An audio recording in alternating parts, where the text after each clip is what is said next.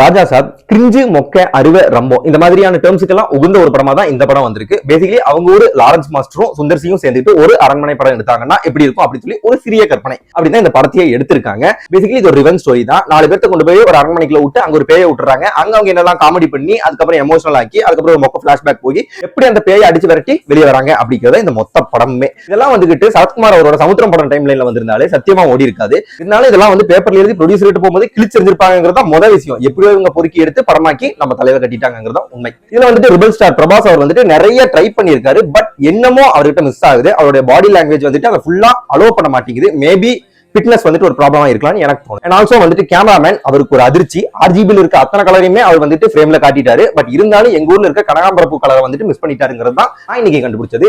Editor ஐயா சத்தியமா நான் அவங்க காலிலே விழுகிறோம்னு நினைக்கிறேன். ஒரு சீன் எல்லாம் வந்துட்டு மாளவிகா மோகனன் ஒரு மெயின் ஃப்ரேம் இருக்கும். அது வந்துட்டு எல்லாரும் சுத்தி நின்றுட்டு இருப்பாங்க. அவங்களுக்கு வந்து போன் ஒரு டைலாக் இருக்குன்னு வச்சுக்கோங்களேன். க்ளோஸ் அப் போயிட்டாங்க, அவங்க போன் சொல்லிட்டாங்க. அதுக்கப்புறம் வந்துட்டு மாஸ்டர் ஷாட்டுக்கு போறாங்க. அந்த டைலாக்ல பாத்தீங்கன்னா அவங்க போன் சொன்ன அதே பாடி லாங்குவேஜ் வந்து வந்துட்டு இருக்கு.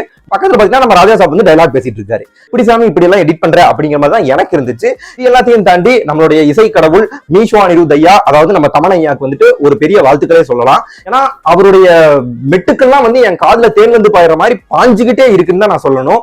என்ன சொல்ல என்ன பண்ண ரோகிணின்னா தலைதான் அப்படிங்கிற மாதிரி மெல்லடினாலும் போட்டு நொறுக்குற, அப்படி மாஸ் சாங்னாலும் போட்டு நொறுக்குற, அப்படி ஹாரர் பீச்சர்னாலும் டம்மு டம்மு டம்மு டம்னு அடிச்சு காதுல இருந்து ரத்தம் தான் வந்துட்டு இருந்தது.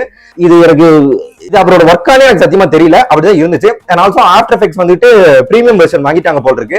கடைசியில பாத்தீங்கன்னா சோட்டா பீம், பண்டல் ஏரோ, அதுக்கப்புறம் டிராகன் பூஸ்டர், இந்த மாதிரி எல்லா கான்செப்டையும் உள்ள பூந்து விட்டு ஒரு crocodile வேற வர விட்டு அதுக்கப்புறம் ஒரு பெரிய கிரியேச்சர் ஒன்று வர விட்டு இன்னமும் கிராபிக்ஸ் எல்லாம் பண்ணி கடைசியில ஒரு வழியா படத்தை முடிச்சிட்டாங்க. சத்தியமா சொல்றேன், முக்கிய மூளையை கழட்டி வச்சுட்டு தான் போனேன். ஏன்னா இந்த மாதிரி ஒரு படம் எனக்கு தெரியும். அப்படி போயுமே என் மண்டையில இருந்து எவ்வளவு புரிஞ்செடுக்க முடியுமோ, என்ன எவ்வளவு எரிச்சலாக்க முடியுமோ அவ்வளவு தூரம் எரிச்சலாக்குனது ராஜா சாப் ஐயா மட்டும்தான். இதுக்கு மேல எனக்கு எதுவும் சொல்ல தோணல. படம் பார்க்கணும்னு தோணுச்சுன்னா நீங்க போய் பாருங்க. நன்றி, வணக்கம், பாய்.